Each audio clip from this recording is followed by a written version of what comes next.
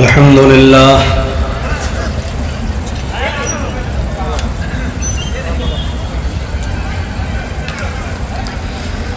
الحمد لله نحمده ونستعينه ونستغفره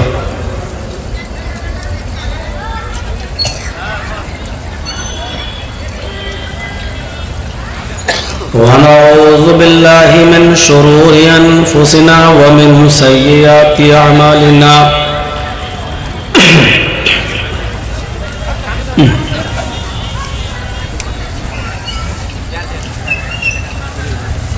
من يهده الله فلا مضل له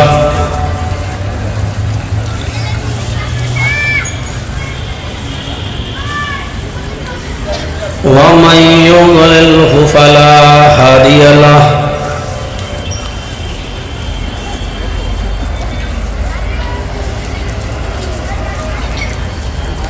وأشهد أن لا إله إلا الله وحده لا شريك له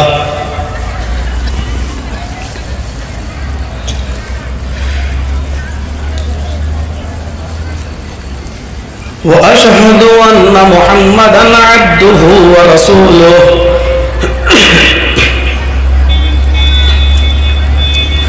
أما بعد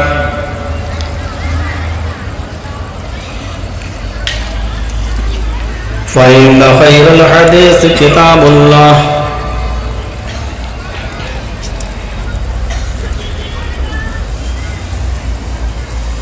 وخير الهدي هدي محمد صلى الله عليه وسلم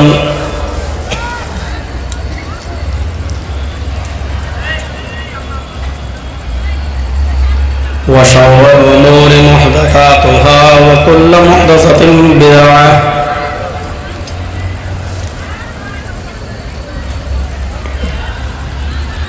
وكل بدعة ضلالة وكل ضلالة في النار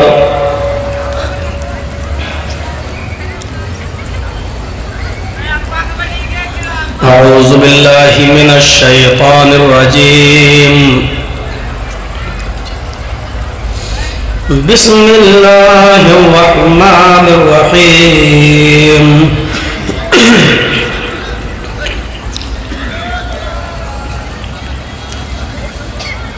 الحمد لله رب العالمين الرحمن الرحيم مالك يوم الدين رب اشرح لي صدري ويسر لي أمري واحلل عقدة من لساني يفقهوا قولي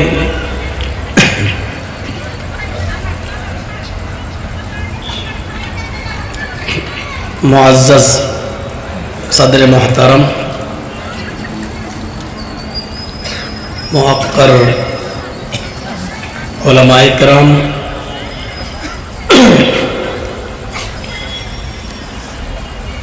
سلطان گنج کالج موڑ اور اس کے اطراف و اکناف سے تشریف لائے ہوئے معزز سامعین حضرات، ایک طرف ایک سائیڈ میں بیٹھی ہوئی ماں اور بہنوں، قوم و ملت کے لائق ور نوجوانوں، ہونہار عزیز بچوں،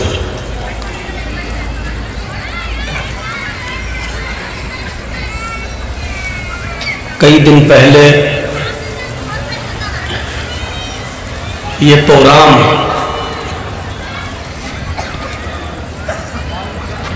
مجھ سے لیا گیا، آپ کی تاریخ کا تعین ہوا اور فکس ڈیٹ پر آپ لوگوں نے بڑا عظیم الشان اور خوبصورت یہ اجلاس یہاں منعقد کیا۔ اللہ رب العالمین اس اجلاس کو کرنے والے اور کرانے والوں کو برکتوں سے نوازے اور ان کی اس محنت کو قبول فرمائے، ان کے کاروبار میں برکت عطا فرمائے۔ مجھ سے پہلے بھی عبدالعزیز الفیضی حفظہ اللہ سے آپ نے ان کے مخصوص انداز میں خطاب سماعت فرمایا، اور ان سے بھی پہلے آپ نے کسی اور خطیب کو بھی آپ نے سنا، اور اب آپ مجھے سن رہے ہیں۔ اللہ تعالیٰ سے دعا ہے کہ اللہ تعالیٰ کہنے والوں کو اور سننے والوں کو عمل کی پوری توفیق عطا فرمائے۔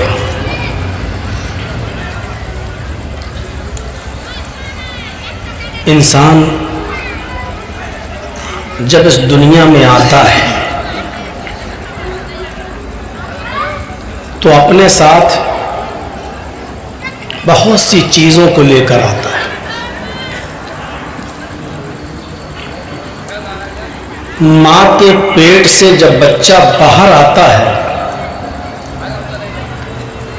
تو اپنے ساتھ بہت سی چیزوں کو لے کر آتا ہے۔ اس کے پاس ہاتھ بھی ہوتے ہیں، اس کے پاس پیر بھی ہوتے ہیں، اس کے پاس آنکھ بھی ہوتی ہے، اس کے پاس کان بھی ہوتا ہے، اس کے پاس دھڑکنے والا دل بھی ہوتا ہے، اس کے پاس دماغ بھی ہوتا ہے۔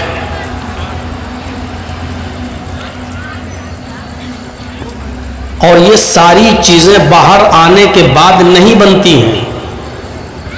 ہاتھ، پیر، آنکھ، ناک، کان، دل، دماغ، یہ ساری چیزیں اللہ رب العالمین ماں کے پیٹ کے اندر ہی اس بچے کی بنا دیتا ہے۔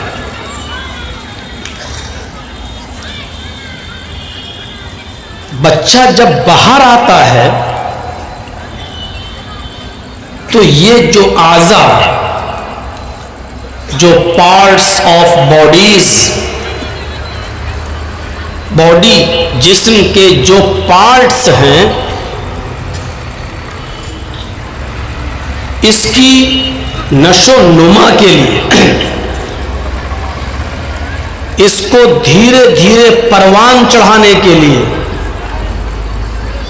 جن چیزوں کی ضرورت پڑتی ہے وہ ان چیزوں کو دنیا میں موجود پاتا ہے۔ یہ بہت بڑی نعمت ہے اللہ رب العالمین کی۔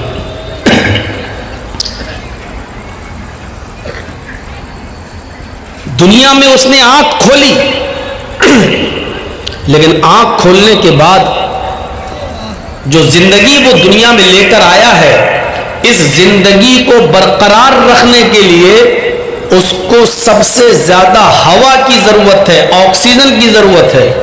تو آپ دیکھ لیجئے، بچے کے دنیا میں آنے سے پہلے ہی اللہ رب العالمین نے اس آکسیجن کو، اس ہوا کو وافر مقدار میں پیدا کر دیا۔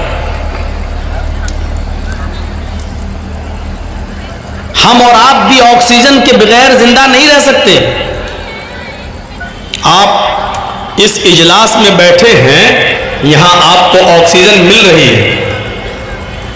یہاں سے جب آپ گھر جائیں گے تب بھی آپ کو آکسیجن ملے گی۔ جب آپ اپنا روم بند کر لیں گے اور سوئیں گے تب بھی آپ کو آکسیجن ملے گی۔ اگر آپ ہوائی جہاز میں سفر کریں گے تب بھی آپ کو آکسیجن ملے گی۔ آکسیجن کے بنا آپ زندہ نہیں رہ سکتے، اور یہ آکسیجن تو اللہ رب العالمین نے اس بچے کو ماں کے پیٹ میں بھی دیا ہے، ورنہ یہ بچہ 9 مہینے کے بعد پرورش پا کر باہر نہیں آتا۔ اللہ رب العالمین نے اس بچے کو بھی ماں کے پیٹ کے اندر آکسیجن پہنچایا۔ ہوا وافر مقدار میں، کثیر مقدار میں اللہ رب العالمین نے پیدا کی۔ پانی دنیا میں آنے سے پہلے، آنکھ کھولنے سے پہلے پانی وافر مقدار میں،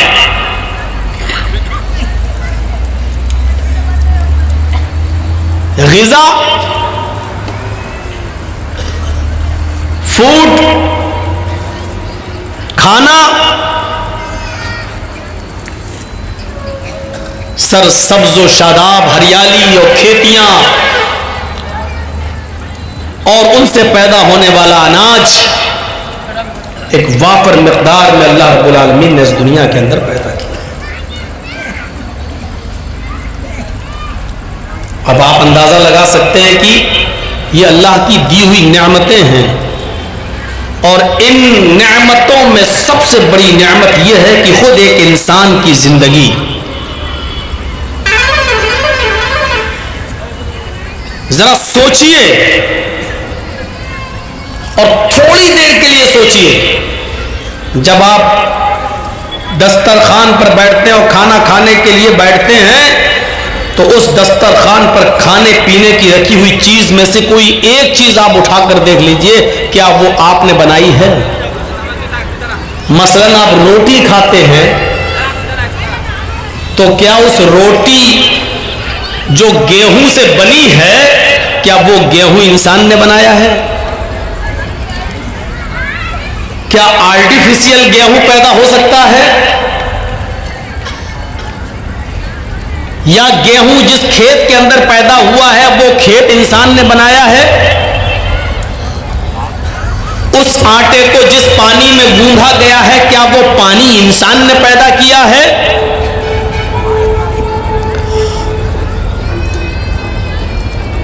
سائنس پر آپ کتنی بھی فخر کر لیں، آج کی موجودہ ٹیکنالوجی پر کتنا بھی گرو کر لیں، لیکن حقیقت یہ ہے کہ سارے سائنٹسٹ مل کر ایک گیہوں یا چاول کا دانہ اگر بنانا چاہیں تو نہیں بنا سکتے ہیں۔ یہ ہے حقیقت، یہ ہے اوریجنلٹی، یہ ہے فیکٹ، یہ ہے سچائی۔ ایک گیہوں کا دانہ اور ایک چاول بھی کوئی سائنٹسٹ نہیں بنا سکتا۔ تو انسان کو جو زندگی ملی ہے وہ سب سے بڑی نعمت ہے، لیکن اس زندگی کو گزارا کیسے جائے؟ معاف کیجئے گا، زندگی تو اللہ نے دے دی، تو اس زندگی کو گزارنے کا طریقہ بھی ہمیں اور آپ کو معلوم ہونا چاہیے۔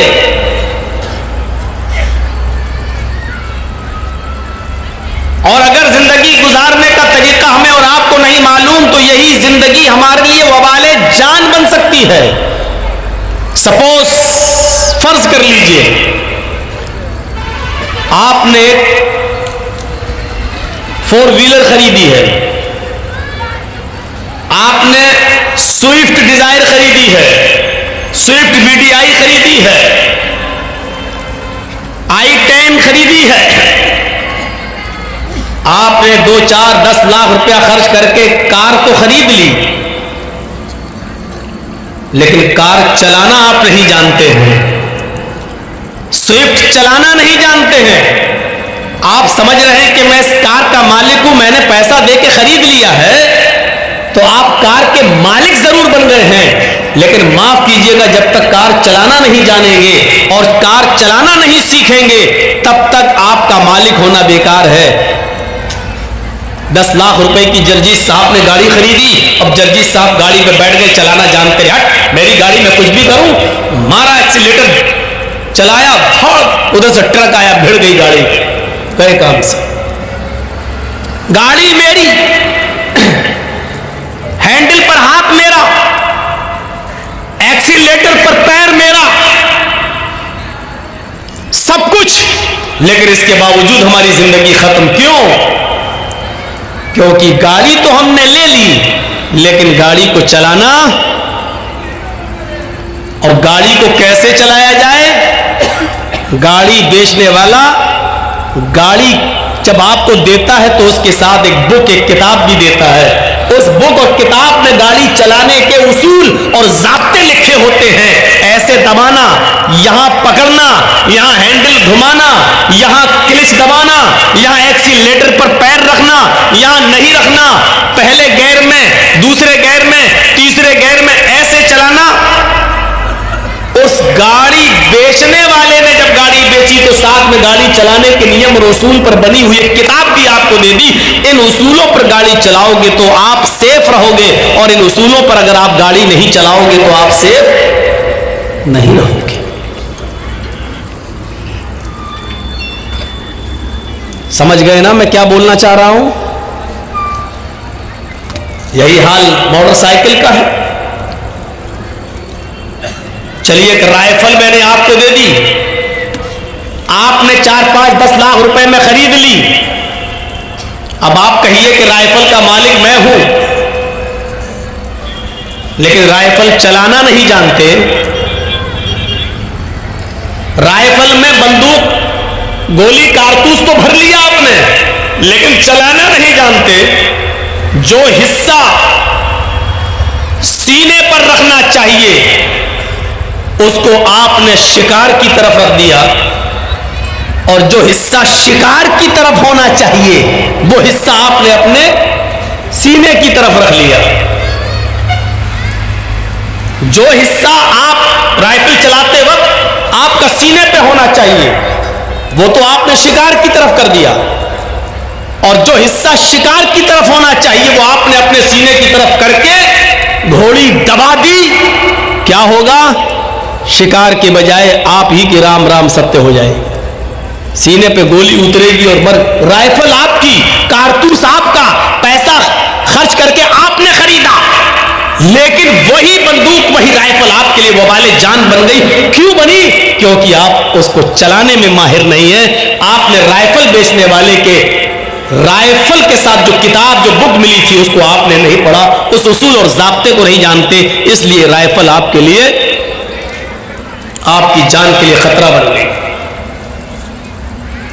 اسی طریقے سے اللہ رب العالمین نے ہمیں اور آپ کو اس دنیا کے اندر پیدا کیا، اس نے ہمیں اور آپ کو زندگی بخشی، زندگی ایک نعمت اس نے ہمیں اور آپ کو عطا فرمائی، اور ہمیں دھیرے دھیرے پروان چڑھایا، بالغ کیا۔ آج عمر ہماری 20 سال 22 سال 25 سال ہو گئی، اس نے کہا دنیا میں جا رہے ہو، دنیا میں اپنی زندگی گزارو، لیکن اس نے دنیا میں زندگی گزارنے کے ایک اصول بتا دیے، ایک ضابطے بتا دیے، تمہیں یہ کھانا ہے، یہ پینا ہے، ایسے چلنا ہے، ایسے بیٹھنا ہے، ایسے شادی و بیاہ کرنا ہے، اپنے بچوں کی تربیت اس طرح کرنا ہے، اپنی بیوی کے ساتھ اس طرح رہنا ہے، اپنے بچوں کو یہ پڑھانا ہے، یہ نہیں پڑھانا ہے، یہ کاروبار کرنا ہے، یہ کاروبار نہیں کرنا ہے، یہ حلال ہے، یہ حرام ہے، ایسا کرو گے تو تمہاری زندگی کامیاب ہوگی اور ایسا کرو گے تو تمہاری زندگی ناکام ہو جائے گی۔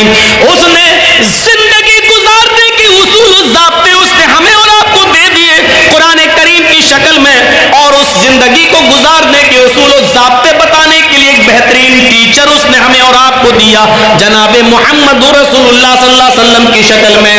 اب اس ٹیچر کے مطابق، اس ٹیچر کے بتائے ہوئے طریقے کے مطابق اگر آپ پڑھو گے اور سیکھو گے تو اپنی زندگی کو کامیاب بناؤ گے۔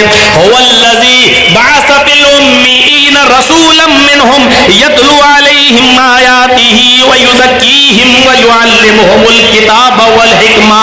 اللہ تو وہ ہے کہ جس نے تمہیں عطا فرمایا، بعث فی الأمیین رسولا منہم، امیوں کے اندر سے ایک رسول انہی میں سے نکال کر تمہارے اندر بھیجا، اس نے تمہیں ایک نبی دیا۔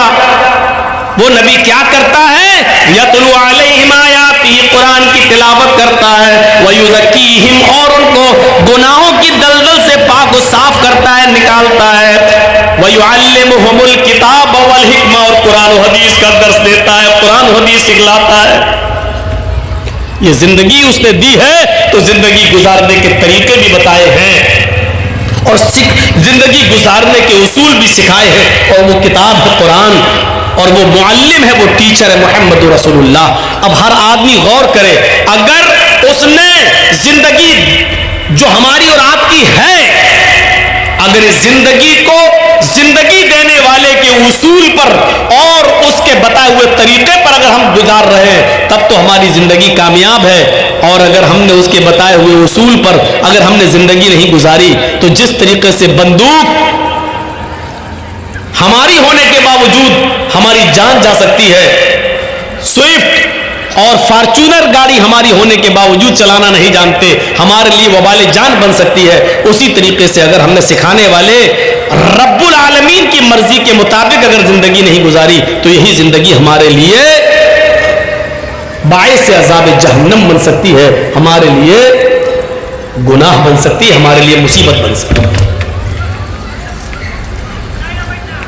اب آپ سمجھ گئے ہوں گے اس مثال سے بہت اچھی طریقے سے.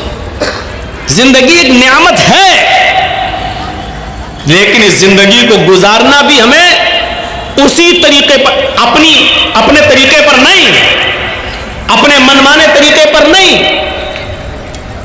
اب جلسہ ہے, اجلاس ہے,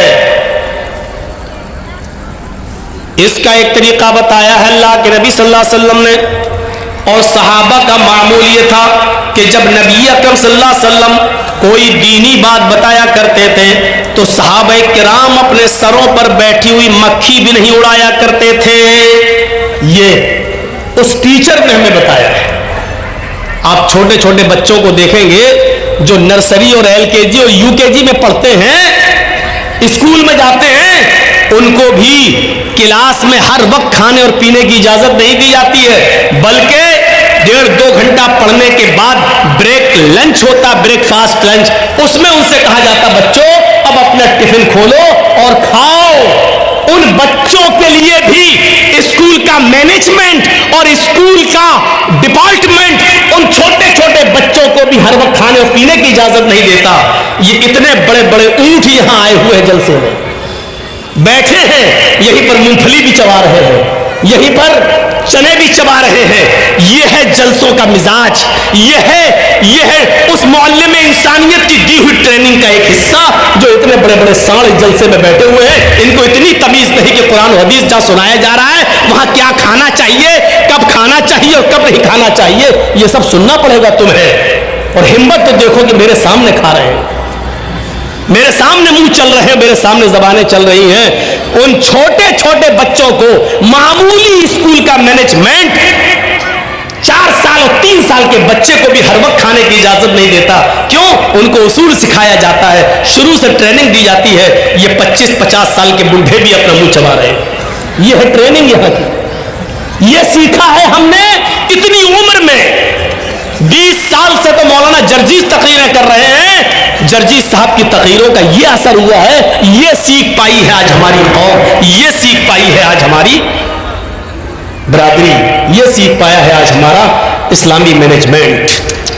آپ اندازہ لگا سکتے ہیں. اب تھوڑی دیر کے بعد اٹھیں گے, کسی کو پیشاب لگے گا, کوئی آگے بیٹھے گا تو ڈسٹرب کر کے اٹھے گا.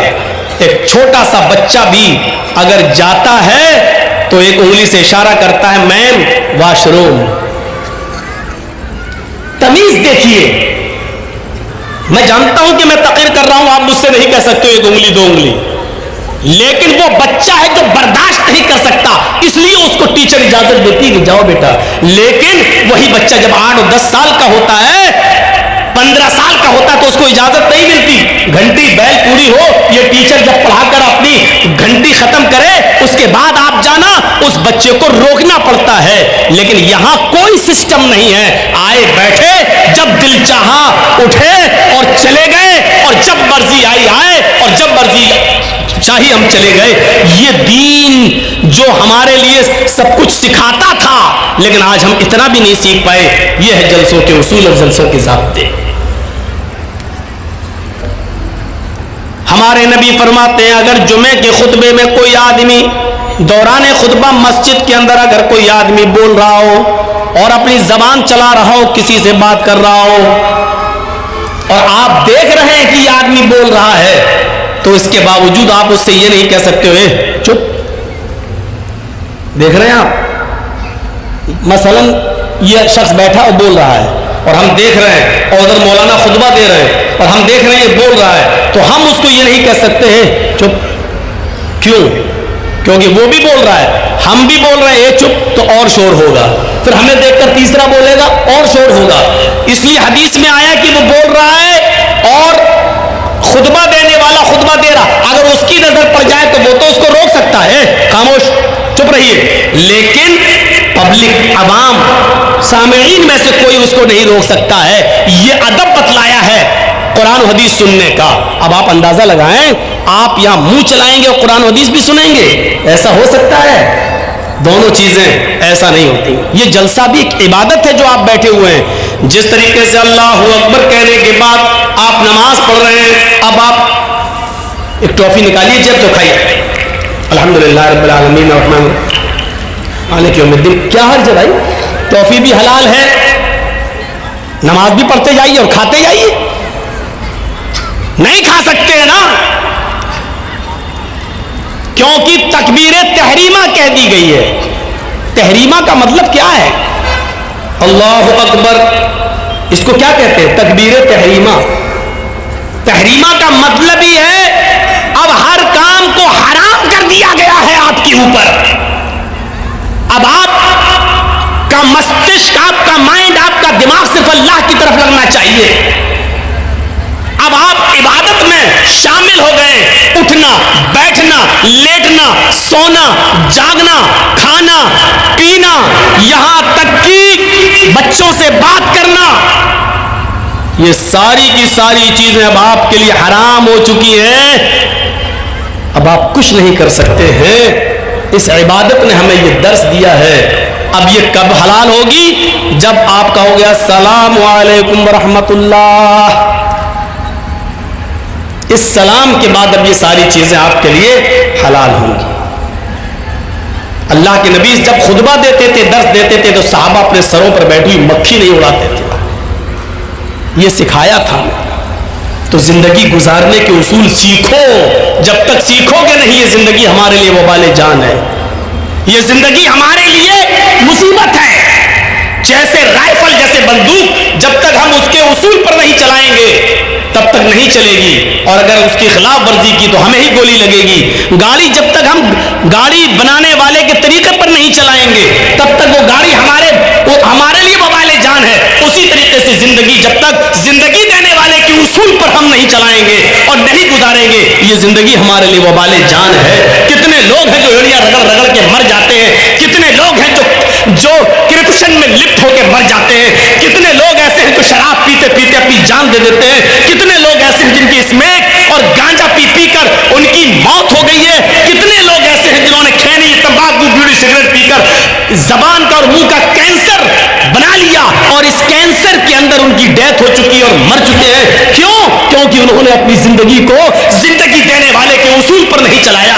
انہوں نے اپنی زندگی کو زندگی دینے والے کے طریقے کے مطابق نہیں چلایا. اس لیے یہ زندگی ان کے لیے وبال جان بن گئی. اب قبر میں گئے تو حساب و کتاب، برے آدمی نکلے تو روح سجین کے اندر جو 7ویں زمین کے نیچے ٹھکانا ہے، اور پھر قبر کے اندر قبر کا دبوچنا، قبر کے اندر قبر کا دبانا. میرے بھائیوں، اور قیامت تک اس کو یہی سزا دیا جانا، اور پھر قیامت کے دن حساب و کتاب ہونا، اور پھر حساب و کتاب کے بعد جہنم میں ڈھکیل دیا جانا اور پھینک دیا جانا. یہ تصور کرو، یہ بہت آسان ہے جس زندگی میں ہم رہ رہے ہیں، لیکن اس زندگی کے بارے میں سوچو جو مرنے کے بعد شروع ہوگی. اس زندگی کے بارے میں ذرا سوچو جو مرنے کے بعد شروع ہوگی. اسی لیے میں نے قرآن کریم کی 3 آیتیں پڑھی ہیں. آج ہم شروعات کر رہے ہیں آپ کے ساتھ. سورہ فاتحہ کی 3 آیتیں ہی پڑھی ہیں. شاید میں چل پاؤں کہ نہ چل پاؤں ان 3 آیتوں تک.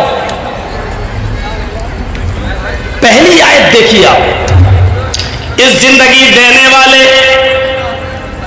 رب کی طرف سے جو پہلی آیت سورہ فاتحہ کی بسم اللہ الرحمن الرحیم کے بعد جو شروع ہوتی ہے قرآن کی، وہ یہاں سے شروع ہوتی ہے الحمدللہ رب العالمین.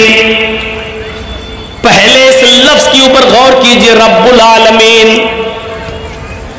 زندگی دینے والا کہتا ہے کہ زندگی ہم نے دے دی ہے، اس زندگی کی پرورش بھی ہم کرتے ہیں.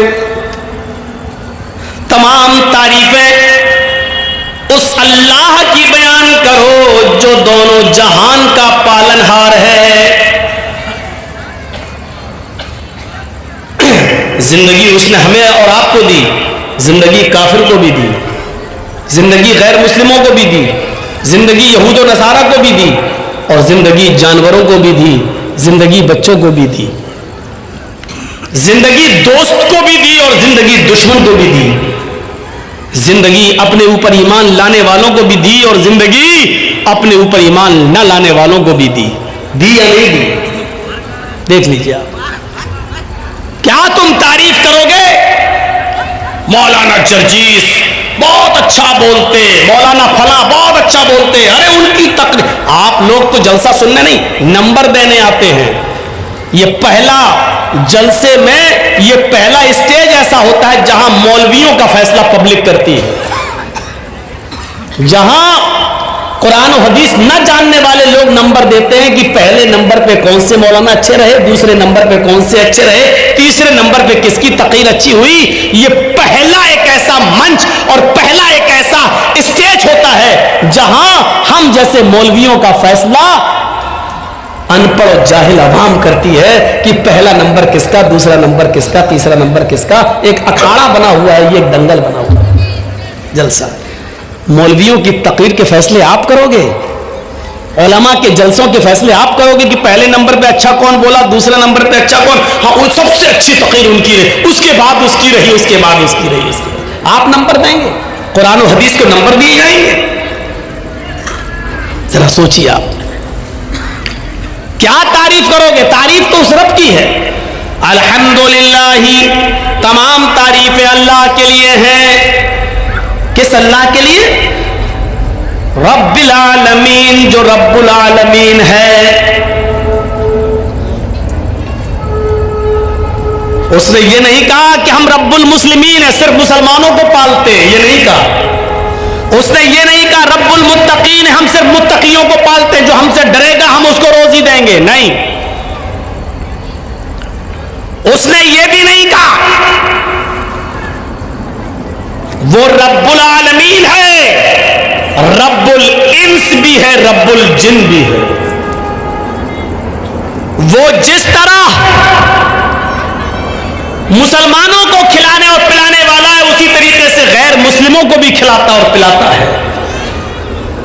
جس طریقے سے ہمیں اور آپ کو روزی اور روٹی دیتا ہے, اسی طریقے سے وہ یہود و نصارہ کو بھی روزی اور روٹی دیتا ہے. جس طریقے سے وہ ہمیں آسمان سے بارش دیتا ہے, اسی طریقے سے وہ غیر مسلموں کو بھی دیتا ہے. وہ رب الانس بھی ہے, وہ رب الجن بھی ہے, وہ رب الجمادات بھی ہے. یہ پیڑ پودے ان کو بھی دھیرے دھیرے بڑا کرتا ہے, ان کو بھی پالتا ہے وہ. ورنہ آپ نے تو ایک دانہ زمین میں ڈالا تھا بس, اور کیا کیا تھا, صرف اس دانے کو ڈالنے کے بعد آپ تو الگ ہٹ گئے. اس آم کی گٹھلی کو, اس آم کے بیج کو آم کے پھلوں تک پہنچانے والا, اور اس آم کے پیڑ کی بھی نشو نما کرنے والا, اور اس آم کے گٹھلی اور بیج کو بھی آم کا درخت بنانے والا وہی رب العالمین تو ہے. اس لیے وہ رب الجمادات بھی ہے, رب النباتات بھی, رب نباتات بھی ہے. وہ اناج کو بھی پیدا کرتا ہے, پیڑ اور پودوں کو بھی پروان چڑھاتا ہے. وہ رب جمادات بھی ہے. جمادات کا مطلب ایک چھوٹے سے ٹیلے کو پہاڑ بنانے والا بھی وہی ہے. ان کی بھی وہ پرورش کر رہا ہے. اگر زمین سے کوئلہ نہ نکلے, زمین سے پیٹرول نہ نکلے, زمین سے خزانے نہ نکلے, تو آپ بتائیے کیا کریں گے؟ صرف ایک چیز سوچ لو, اگر اللہ نے زمین نہ بنائی ہوتی, مجھے بتاؤ کہ ہم آج کہاں ہوتے, کیا حیثیت تھی ہماری. صرف رب کی ایک نعمت پر غور کر لو, ساری نعمتیں ایک طرف رکھ دو, ساری نعمتیں ایک طرف رکھ دو, جبکہ اللہ کی نعمتیں اتنی ہے کہ تم گن نہیں پاؤ گے. ان تعدوا نعمت اللہ لا تحصوها, میرے بندو میری ہوتی میرے انعامات کو, میرے تحائف کو, میرے گفٹس کو اگر تم گننا چاہو تو گن نہیں سکتے. ان تعدوا نعمت اللہ, اگر تم اللہ کی نعمتوں کو یاد کرنا چاہو, اللہ کی نعمتوں کو گننا چاہو, لا تحصوها, تو تمہارے ہاتھ میں اتنی طاقت نہیں کہ ان کو لکھ سکو, تمہارے دماغ میں ایسا کمپیوٹر فٹ نہیں ہے جو ان کو گن سکو. اللہ کی نعمتیں اتنی زیادہ ہیں کہ تم ان کو گن نہیں سکتے, شمار نہیں کر سکتے. اتنی زیادہ نعمتیں, ان تمام نعمتوں کو ایک طرف رکھ دو, صرف ایک نعمت زمین کو لے لو.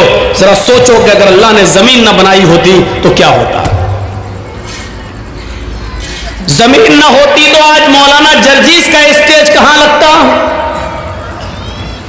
زمین نہ ہوتی تو آپ کہاں بیٹھتے, زمین نہ ہوتی تو اناج, وہ غلہ جو ہم اور آپ کھاتے اور پیتے ہیں وہ کہاں پیدا ہوتا. زمین نہ ہوتی تو پینے کا پانی پھر آپ کو کس کنویں سے اور کس ہینڈ پائپ سے ملتا. زمین نہ ہوتی تو ہماری فیکٹریاں کہاں ہوتی, زمین نہ ہوتی تو سفر کرنے کے لیے پھر بس اسٹاپ کہاں ہوتے, ریلوے اسٹیشنز کہاں ہوتی, ایئرپورٹ کہاں ہوتے. زمین نہ ہوتی تو الغرض آپ کے بزنس اور آپ کے تجارات اور ان تمام تجارات کرنے کے آفس آپ کے کہاں ہوتے. یہ الگ بات ہے کہ اللہ نے اتنی بڑی نعمت ہمیں زمین کی شکل میں دی, اب اس زمین کی چھاتی پر آپ ایک کرسی اور ٹیبل لگا کر لاٹری کے ٹکٹ بھی بیچ رہے ہو. آپ اس زمین پر جو اللہ کی نعمت ہے, آپ اس زمین پر افیم کی اور اس میں کی کھیتی بھی کر رہے ہو. اس زمین کے اوپر آپ چرس اور گانجا بھی بو رہے ہو, آپ براؤن شوگر کی کھیتی بھی کر رہے ہو. اس زمین کے اوپر شراب کے اڈے بھی آپ کھول رہے ہو. جو اللہ اس زمین کو ہموار کر سکتا ہے, ہمارے فائدے کے لیے بنا سکتا ہے, اس زمین کی چھاتی پر یہ گناہوں کے اڈے کھولنے والوں, تمہارے کاروبار کو قارون کے خزانے کی طرح اور قارون کے ساتھ قارون کی طرح تمہیں بھی دھسانے پر وہ قادر ہے. جس طرح قارون کو اس کے خزانے کے ساتھ زمین کے اندر دھسا دیا, ذرا شراب کے اڈے کھولتے ہوئے, لاٹریوں کے ٹکٹ بیچتے ہوئے, حرام کاروبار کے لیے افیم اور چرس کی کھیتی کرنے سے پہلے ذرا سوچو کہ اللہ رب العالمین کا ایک حکم ہوا, زمین اگر پھٹ گئی یا زلزلہ آ گیا تو ہماری حیثیت کیا ہے, ہم کہاں ہوں گے. کبھی آپ نے سوچا ہے جو اتنی بڑی نعمت دے سکتا ہے وہ اس نعمت پر قادر بھی ہے, وہ اس زمین کے سینے کو پھاڑ کر ہمیں قارون اور اس کے خزانے کی طرح ہمیں دھسانے پر بھی قادر ہے. کبھی سوچا ہے ہم نے.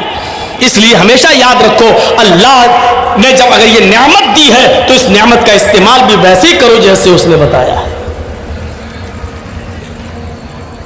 ایسا ہو سکتا ہے میاں اور بیوی ملے, حمل ٹھہرا, پانی کے اس قطرے سے پھر علقہ بنا, پھر مضغہ بنا, جمع ہوا خون بنا, پھر گوشت کا لوتھڑا بنا, پھر گوشت کے لوتھڑے میں ہڈی بنی, پھر ان ہڈیوں کے اندر گوشت ڈالا گیا,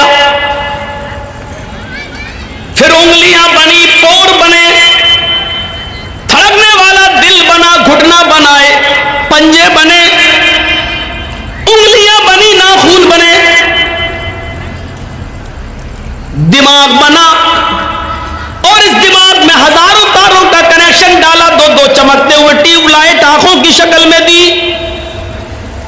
اور یہ سب کچھ دینے کے بعد 9 مہینے کے بعد بالکل ہوشیاری کے ساتھ ایک تنگ جگہ سے 2 کلو, 2.5 کلو اور 3 کلو کی بچے کی شکل میں ماں کے پیٹ سے یہ بچہ جب باہر آتا ہے تو جو اللہ اس 2.5 کلو کے اس بچے کو جو ابھی سوچنے کے لیے دماغ کام نہیں کر رہا ہے, دماغ لے کر آیا ہے, لیکن ابھی اتنی عقل نہیں ہے, دیکھتا ہے لیکن ابھی پہچانتا نہیں ہے کہ کون ماں ہے, کون باپ ہے, کون بھائی ہے, کون بہن ہے. ابھی بھوک لگتی ہے تو انگوٹھوں کو منہ میں رکھ لیتا ہے. جو اللہ اس مزاج سے اور اس ماحول سے بچے کو ماں کے پیٹ سے نکالتا ہے اور خیریت کے ساتھ وہ اس دنیا میں لاتا ہے, تو کیا اس رب نے اس انسان کے بڑے ہو جانے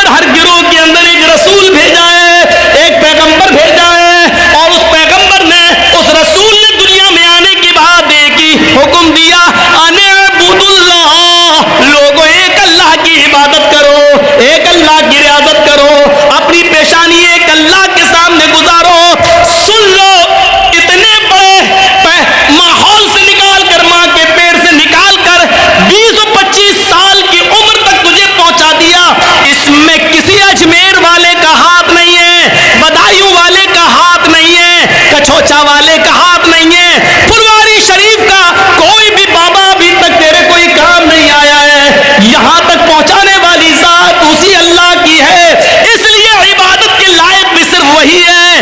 یہ پیشانی اس نے سب سے اوپر بنائی، یہ ماتھا اس نے سب سے اوپر بنایا۔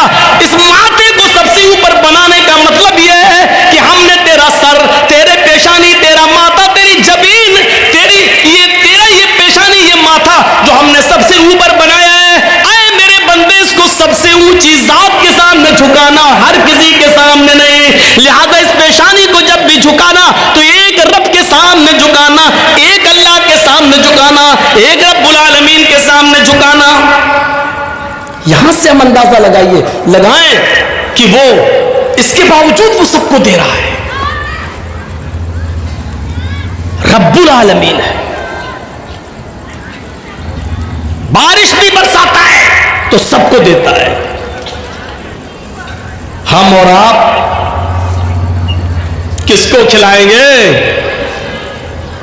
جرجیت صاحب کے بیٹے کی شادی ہو رہی ہے، جرجیت صاحب لسٹ بنائیں گے کس کس کو بلایا جائے، جو ہمارے ہمدرد ہیں، ہمارے رشتہ دار ہیں، لسٹ میں نام لکھیں گے، اور جو ہمارا ورودی ہے اس کا نام سب سے پہلے کاٹ دے گا، وہ نہیں آئے گا۔ جرجیت صاحب کا ورودی، جرجیت صاحب کا مخالف، جرجیت صاحب کا دشمن، جرجیت صاحب کے دسترخوان پر ان کی شادی میں، ان کے بیٹے کی شادی میں نہیں آ سکتا ہے۔ جرجیت صاحب نے اپنا اور پرایا پن دکھا دیا، یہ دکھا دیا کہ جرجیت صاحب کے دسترخوان پر جرجیت کے دوست ہی آ سکتے ہیں، اس کے رشتہ دار ہی آ سکتے ہیں، دوسرا نہیں۔ لیکن اس رب کی ربوبیت کو دیکھو، اس اللہ کی الوہیت کو دیکھو، اور اس اللہ کی، اس رب کی ربوبیت کو دیکھو۔ اس نے جو اناج پیدا کیا ہے، اس اناج کو ہندو بھی کھا سکتا ہے، مسلمان بھی کھا سکتا ہے، اس کو سکھ اور عیسائی بھی کھا سکتا ہے، اور پارسی بھی کھا سکتا ہے۔ دنیا میں اس نے جتنے لوگوں کو پیدا کیا سب اس سے فائدہ اٹھا سکتے ہیں۔ غور کرو، جو اس نے کھانا موسیٰ علیہ السلام کو دیا تو فرعون کو بھی اس نے بھوکا نہیں سونے دیا۔ اگر اس نے ابراہیم علیہ السلام کو نعمتوں سے نوازا تو نمرود کو بھی اس نے بھوکا نہیں مرنے دیا۔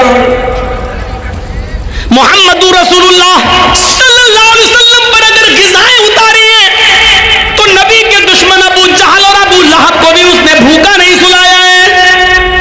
کبھی ہم نے غور کیا ہے اللہ رب العالمین کے رب کی ربوبیت پر؟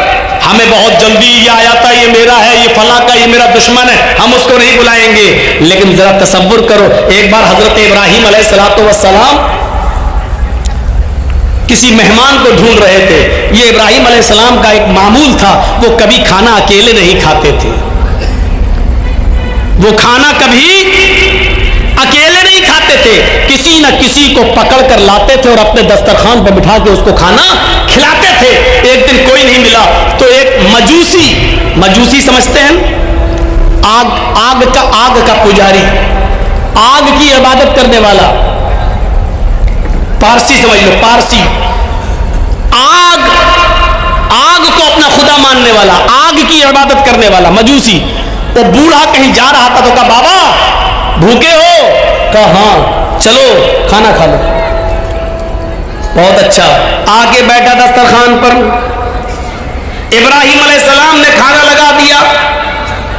اس بوڑھے نے جیسی کھانے کا لقمہ اٹھایا اور منہ تک لے جانا چاہا، اس نے نام لیا، بسم النار، شروع کرتا ہوں آگ کے نام سے۔ آگ ہی کو وہ اپنا رب مانتا تھا، آگ کو ہی وہ اپنا معبود سمجھتا تھا، تو اس نے کیا کہا؟ بسم النار، میں شروع کرتا ہوں آگ کے نام سے۔ ابراہیم علیہ السلام نے ہاتھ پکڑا، اے بڈھے رکھ کھانا رکھ۔ اس نے رکھ دیا۔ کیا ہوا؟ کہا کہ بسم اللہ بولو، کہو کہ شروع کرتا ہوں اللہ کے نام سے۔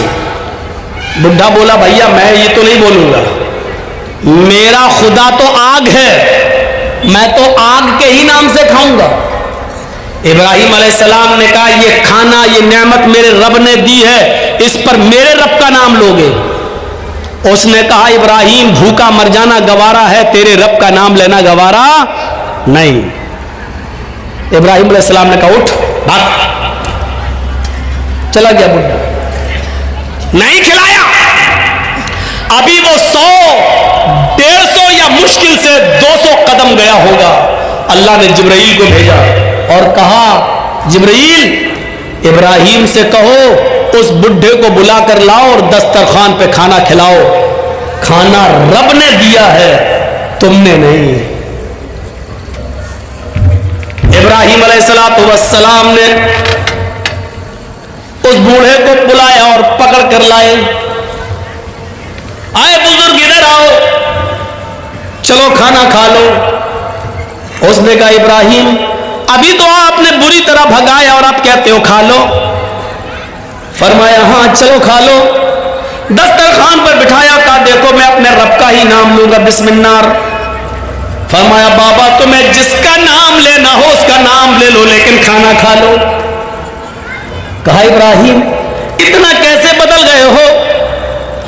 फरमाया, जब तुम दस्तरखान से उठकर गए, 200 कदम दूर पहुंच गए, मेरे रब ने जिब्राइल को भेज दिया, एक फरिश्ते को भेजा, और उस फरिश्ते ने आकर मुझसे कहा, इब्राहिम उस बूढ़े की उम्र तो 90 साल है, तुम बताओ तुम्हारी उम्र कितनी है? उस बूढ़े ने कहा 90 ही साल है। कहा, यह भी मेरे रब ने बताया है। जिब्रील ने बताया कि उस बूढ़े की उम्र 90 साल है। 90 साल की पूरी जिंदगी उसने कभी मेरा नाम नहीं लिया। इब्राहिम इसके बावजूद मैं उसको खिलाता रहा, वो तेरे दस्तरखान पर एक बार मेरा नाम नहीं लिया, तूने उसको भगा दिया। ये रब की रहमत को गवारा नहीं, ये उस अल्लाह की रहमत को गवारा नहीं कि कोई भूखा दस्तरखान से उठ जाए। आए बाबा, तुमने 90 साल से मेरे रब का नाम नहीं लिया, लेकिन फिर भी उसने तुम्हें खिलाया। आज भी उसने दस्तरखान से भूखा उठ जाना उसको गवारा नहीं हुआ। उसने मुझे बोला कि बुला कर लाओ और खिलाओ। उस बूढ़े के आंखों में आंसू आ गए और रोते हुए कहने लगा, इब्राहिम अपना हाथ बढ़ाओ, पहले मेरा रिश्ता उस रब से जोड़ दो जो इतना मेहरबान है, जो 90 साल तक मुझे जिसका नाम नहीं लिया फिर भी खिलाता और पिलाता रहा, यहां तक कि आज भी उसने मुझे भूखा दस्तरखान से उठना गवारा नहीं किया है। और आज भी उसने आपके पास फरिश्ते को, जिब्रील को भेजकर मुझे खाना खिलाने के लिए यहां भिजवाया है। इब्राहिम अब सबसे पहले मेरा रिश्ता उस रब से जोड़ दो, तभी हम बाद में खाना खाएंगे। उस बूढ़े ने उस रब से रिश्ता जोड़ा और उसके बाद खाना खाया। तो मेरे भाइयों, ये है रब्बुल आलमीन। वो ये नहीं देखता है कि मेरे दस्तरखान पर जो खा रहा वो मेरा दुश्मन है। यकीन मानिए, अगर अल्लाह ये समझने लगे कि ये मेरा दुश्मन है, तो यकीन मानिए फिर किसी काफिर को एक घूंट पानी भी पीने का मौका न दे।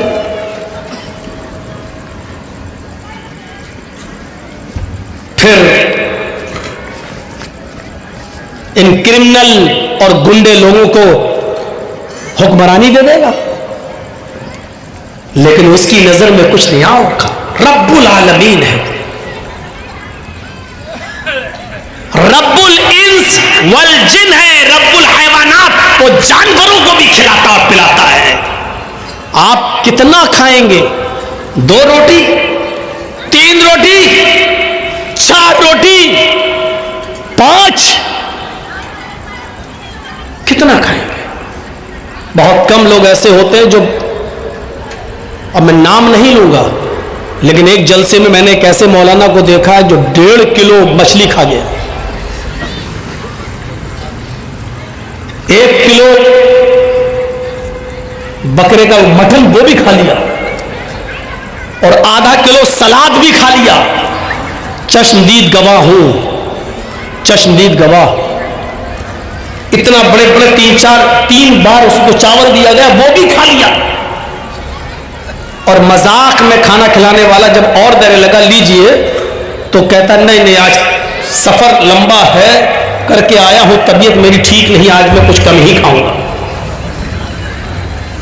इतना खाने के बाद भी वो कह रहा है कि नहीं मेरी तबीयत कुछ गड़बड़ है, इसलिए आज मैं कुछ कम ही खाऊंगा। तो ऐसे लोग बहुत कम हैं जो इतना खाते हैं। कितना भी खा लिया, फिर भी कितना।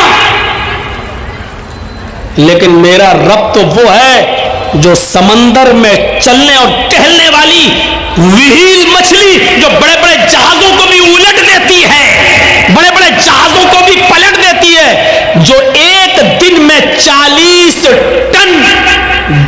کھاتی ہے, 40 ٹن مچھلیاں, مردے اور یہ جو جانور ہیں حشرات الارض, جو زمین کے جانور, سمندر میں پھرنے والے جانور جو منہ پھاڑتی ہے جتنے اس کے منہ میں آ جائیں, 40 ٹن کھاتی ایک دن میں, پر ڈے. اس کی خوراک کتنی ہے؟ 40 ٹن. میرا رب تو اس کو بھی بھوکا نہیں سونے دیتا ہے اور 40 ٹن کھانے کا انتظام اس کے لیے بھی کرتا ہو. روزانہ پر ڈے 2 روٹی اور 3 روٹی کھانے والے انسان, تجھے ضرورت پڑ رہی ہے, تجھے ضرورت پڑ رہی ہے اپنے بھائی کی زمین کو غصب کرنے کی, تجھے ضرورت پڑ رہی ہے ناجائز مال کمانے کی, تجھے ضرورت پڑ رہی ہے جھوٹ کا سہارا لے کر اپنے بزنس کو آگے بڑھانے کی, جبکہ تیری خوراک صرف 2 روٹی ہے, تیری خوراک صرف 3 روٹی ہے. میرا رب تو 40 ٹن گوشت کھانے والی مچھلی کو بھی بھوکا نہیں سونے دیتا. یاد رکھیے گا,